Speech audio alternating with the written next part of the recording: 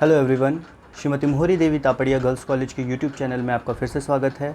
हम एव्स में जो फ़्लाइट एडेप्टेशन है उसके बारे में पढ़ रहे थे। लास्ट वीडियो लेक्चर में हमने कुछ मॉर्फोलॉजिकल एडेप्टेशन देखे थे, मतलब स्ट्रक्चर के आधार पे जो उनकी मॉर्फोलॉजी है, जो एक्सटर्नल स्ट्रक्चर है उसमें किन प्रकार के चेंजेस आए, उनमें कैसे एडेप्टेशन आए, उसके आधार पे हमने देखा था कि फ़्लाइट में, उड़ने में उनको कैसे सहायता मिलती है। ऑलरेडी मैंने बताया था कि दो पार्ट में हम डिवाइड करेंगे इस चैप्टर को, morphological adaptation and anatomical adaptation. तो आज के वीडियो में हम जो एनाटॉमिकल एडेप्टेशन है फ़्लाइट के लिए उनके बारे में डिस्कस करने वाले हैं। सो एनाटॉमिकल एडेप्टेशंस, एनाटॉमी की बात आ रही है, ज़ाहिर से जो इंटरनल स्ट्रक्चर्स हैं जो उड़ने में हेल्प करते हैं उनके बारे में हम यहाँ पे डिस्कस करेंगे।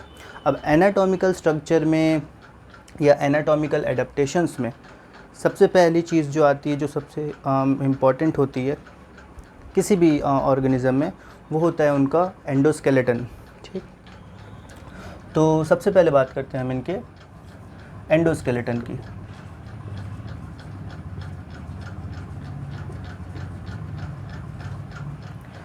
एंडोस्केलेटन की बात करें तो बर्ड्स में ये सारी चीज़ें आपको पता होंगी कि जो उनके बोन होते हैं वो हॉलो होते हैं, लाइट वेट के होते हैं, मतलब हल्के होते हैं। तो ये सारी चीज़ें तो होती है, ठीक है। तो एंडोस्केलेटन जो होता है इनका लाइट होता है, प्रोवाइड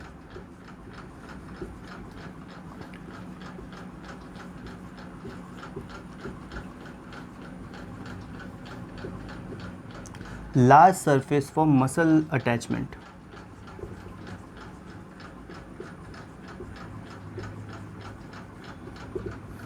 मसल अटैचमेंट के लिए एक बड़ी साइट उपलब्ध करवाता है जो इनके बोन्स होते हैं वो।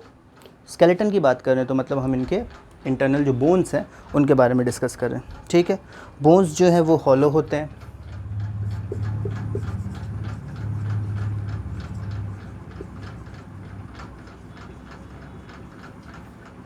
और सिर्फ हॉलो नहीं होते, सिर्फ खोखले नहीं होते, अंदर उनमें हवा भरी हुई होती है, ठीक है। एयर फिल्ड रहता है, हॉलो विथ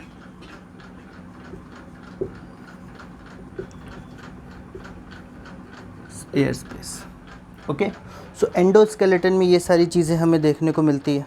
उसके अलावा जो फ्रेमवर्क है एंडोस्केलेटन का वो कॉम्पैक्ट होता है और एक दूसरे से जुड़ा हुआ होता है।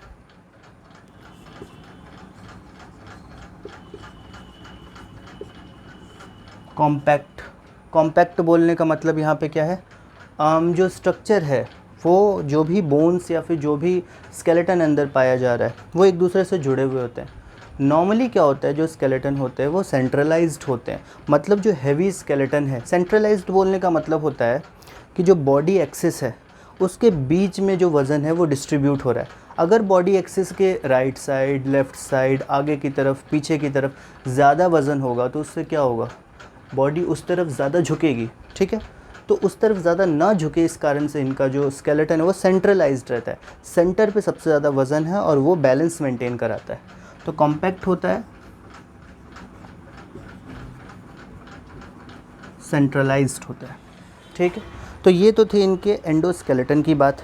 उसके आगे हम और भी चीज़ें डिस्कस करते हैं। फॉर एग्ज़ाम्पल इनके मसल्स, जो फ़्लाइट के लिए, जो उड़ने के लिए मसल्स रिस्पॉन्सिबल हैं उनके बारे में देखते हैं ज़रा।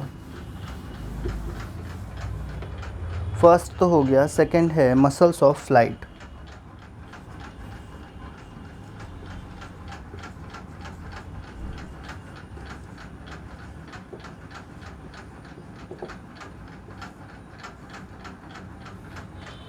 मसल्स ऑफ फ्लाइट, जो मसल्स फ़्लाइट के लिए रिस्पॉन्सिबल हैं या फ़्लाइट में जो हेल्प करते हैं उनके बारे में देखें। तो सबसे पहली चीज़ कि जो ऑर्गेनिज़म है, उसकी बॉडी है, उसका जो पिछला हिस्सा है, और पिछला हिस्सा बोलने का मतलब होता है डॉर्सल पार्ट, ठीक है।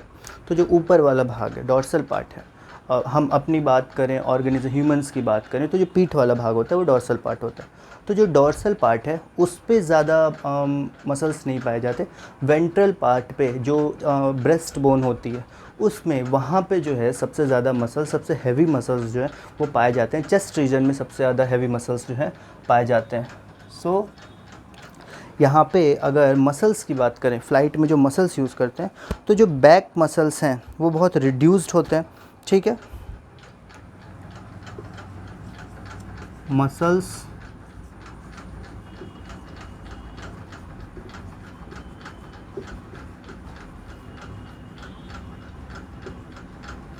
बैक मसल्स जो हैं बहुत ज़्यादा रिड्यूस्ड रहते हैं एंड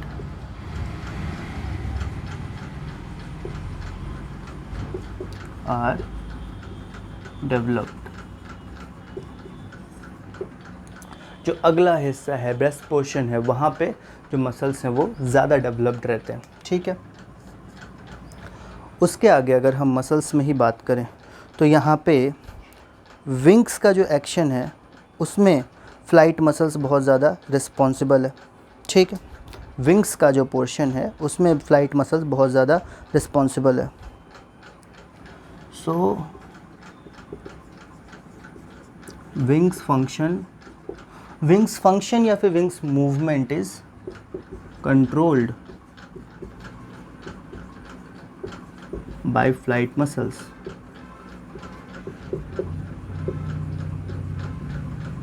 विंग्स की जो मूवमेंट है, विंग्स मतलब पंखों की जो मूवमेंट है, पंखों का जिस तरह के भी मूवमेंट होगी, फास्ट स्लो जैसा भी, जाहिर सी बात है मसल्स उसके लिए रिस्पॉन्सिबल होंगे। उसके अलावा मसल्स में एक ख़ास चीज़ कि ये जो मसल्स होते हैं वो बहुत ज़्यादा, स्पेशली विंग्स में जो मसल्स पाए जाते हैं वो हाईली वस्कुलराइज्ड होते हैं। विंग्स में जो मसल्स होते हैं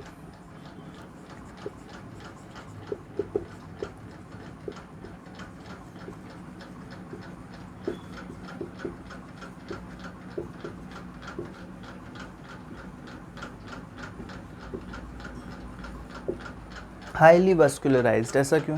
ये अच्छा है, हाईली वस्कुलराइज्ड ऐसा क्यों होता है? पंख सबसे ज़्यादा काम कर रहे हैं, ऐसा क्यों? क्योंकि जब उड़ना होता है तो पंखों को फड़फड़ाना पड़ता है, वहाँ पे बहुत ज़्यादा अमाउंट में ब्लड चाहिए। ब्लड क्यों चाहिए? क्योंकि एनर्जी की रिक्वायरमेंट वहाँ पे बहुत ज़्यादा होती है। इस कारण से वहाँ पे जो मसल्स मौजूद होते हैं वो उसमें बहुत ज़्यादा ब्लड वेसल्स होते हैं, बहुत ज़्यादा मात्रा में वहाँ पे ब्लड पहुँचता है और बहुत ज़्यादा एनर्जी वहाँ पे, ऑक्सीजन वहाँ पे पहुँचती है। तभी तो जाके, अब ऐसा तो हो नहीं सकता कि चिड़िया उड़ रही है, उड़ते उड़ते थक गई, उड़ना छोड़ दिया, नीचे गिर गई, नहीं, ऐसा नहीं होता। तो पंखों में इतनी एनर्जी होनी चाहिए, इतना वो वेस्कुलराइज्ड होता है कि थकान ना हो, ठीक है, एक लंबी फ़्लाइट में भी थकान ना हो। तो ये तो था मसल्स ऑफ फ्लाइट के बारे में, जो भी मसल्स हैं वो कैसे वर्क करते हैं, उड़ने में कैसे हेल्प करते हैं, उसके बारे में ये समझ में आ गया। मसल्स जो हैं पीछे वाले पोर्शन पे रिड्यूस्ड रहते हैं, आगे वाले पोर्शन पे जो ब्रेस्ट पार्ट है वहाँ पे बहुत ज़्यादा डेवलप्ड रहते हैं। विंग्स जो है वो फ्लाइट मसल्स के द्वारा कंट्रोल किया जाता है और मसल्स जो है वो बहुत ज़्यादा वस्कुलराइज्ड होते हैं, जो कि विंग्स में, पंखों में जो मसल्स मौजूद होते हैं वो बहुत ज़्यादा वस्कुलराइज्ड होते हैं। वहाँ पे बहुत ज़्यादा ब्लड वेसल पाई जाती है, वहाँ पे बहुत ज़्यादा ब्लड का सप्लाई होता है।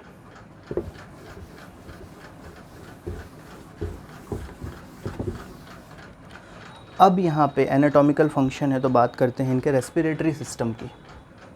थर्ड पोर्शन है यहाँ पे इनका।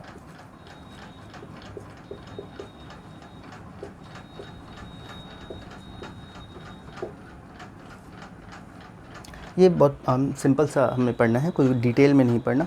रेस्पिरेटरी सिस्टम की बात करें तो जो एयर सप्लाई है रेस्पिरेटरी सिस्टम में वो 2 साइकिल्स में यहाँ पे कंप्लीट होती है, ठीक है।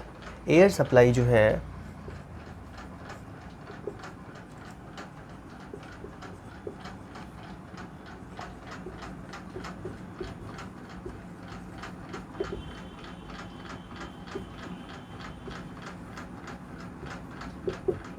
दो साइकिल्स में कंप्लीट होती है। कैसे? 2 बार इनहेलेशन, 2 बार एक्सहेलेशन, 2 बार सांस लिया जाएगा, 2 बार छोड़ा जाएगा। अब इसमें होता क्या है, मैंने पहले ही बताया था, हमने क्लास